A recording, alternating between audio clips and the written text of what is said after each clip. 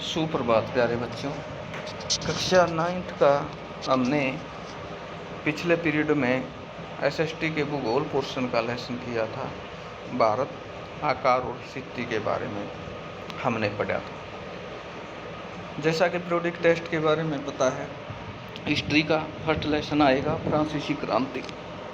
MCQ based question आएंगे, आप उस लेसन को अच्छे ढंग से रिवाइज कर लेंगे और आगे हम काम रेगुलर रूटीन से चला रहे हैं। भारत तथा विश्व, यानी विश्व में भारत का स्थान कहाँ पर है, इस पर चर्चा करेंगे। भारतीय भूखंड एशिया महाद्वीप के पूर्व और पश्चिम के मध्य में स्थित है। भारतीय भूभाग स्थित है हिंद महासागर, जो कि पश्चिम में यूरोपीय देशों और पूर्वी एशियाई देशों को मिलाता है, भारत को केंद्रीय स्थिति प्रदान करता है।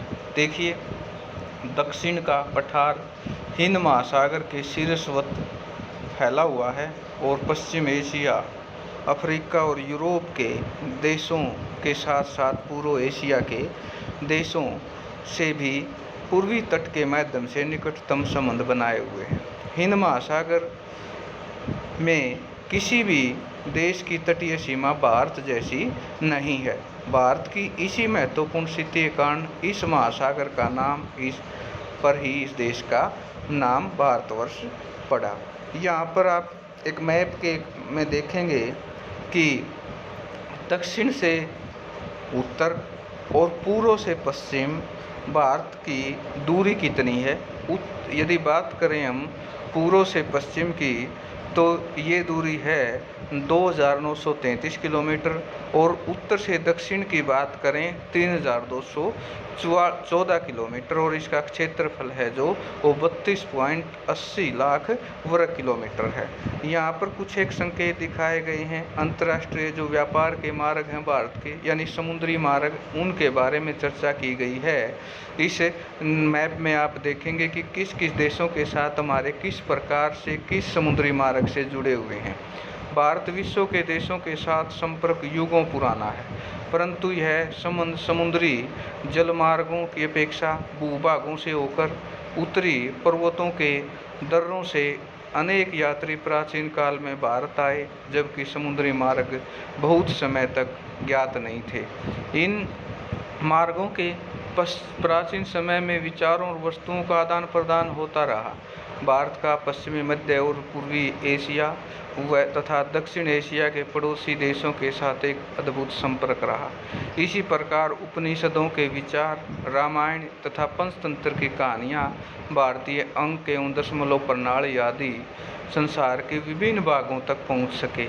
मसाले, मलमल आदि कपड़े तथा व्यापार के अन्य सामान भारत के विभिन्न देशों में ले जाए जाते थे।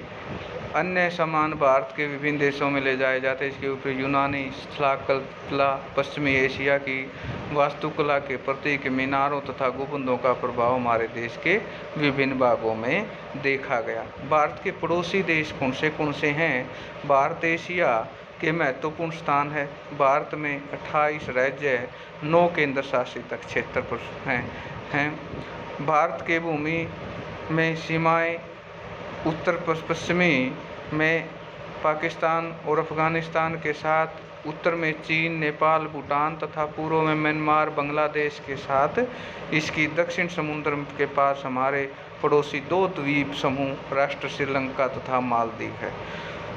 भारत और श्रीलंका के बीच छोटी समुद्री रास्ता, पाक जल संधि तथा मन्नार की खाड़ी, मालदीव, लक्षद्वीप समुद्र में स्थित है। अपने पड़ोसी देशों के साथ भारत के भौगोलिक और ऐतिहासिक संबंध बहुत अच्छे रहे हैं। अपनी एटलस में एशिया के मानचित्र में देखें तो भारत कैसे अलग दिखाई देगा। यहाँ पर भारत के राज्यों को दिखाया गया है इस मैप में, और कुछ एक पॉइंट बनते हैं। पश्चिमी और पूर्वी तटों पर केंद्र शासित प्रदेशों की संख्या ज्ञात कीजिए। क्षेत्रफल के आधार पर भारत के सबसे छोटा राज्य कौन सा है? अंतर्राष्ट्रीय सीमा और समुद्र तट को संप्रश्न नहीं करते। पाकिस्तान, चीन, म्यांमार, बांग्लादेश सीमाओं वाले राज्य में 4 वर्गों में विभाजित कीजिए।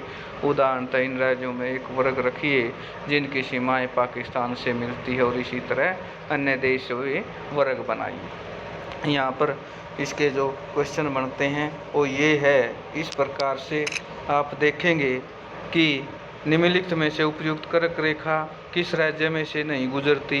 ये 4 राज्य ऑप्शनल MCQ क्वेश्चन आते हैं परीक्षा में।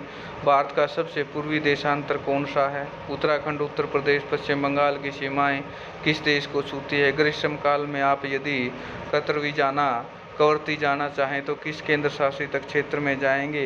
मेरे मित्र, ये सारे कहने का मतलब है इस लेसन के कंप्लीट आप एक्सरसाइज लर्न करेंगे और जिन बच्चों ने लिख नहीं रखी वो इसके क्वेश्चन आंसर लिखेंगे ध्यानपूर्वक अपनी नोटबुक में और उनको याद करेंगे। परीक्षा की दृष्टि से महत्वपूर्ण और आगे बड़ी क्लासों में इसको विस्तार पूर्वक से हमें पढ़ेंगे। आशा है ये सारी चीज़ें आपको समझ में आ रही होंगी और इसको आप अच्छे ढंग से तैयार करके अपनी नोट्स बुक प्रिपेयर करेंगे और याद करेंगे। आज के लिए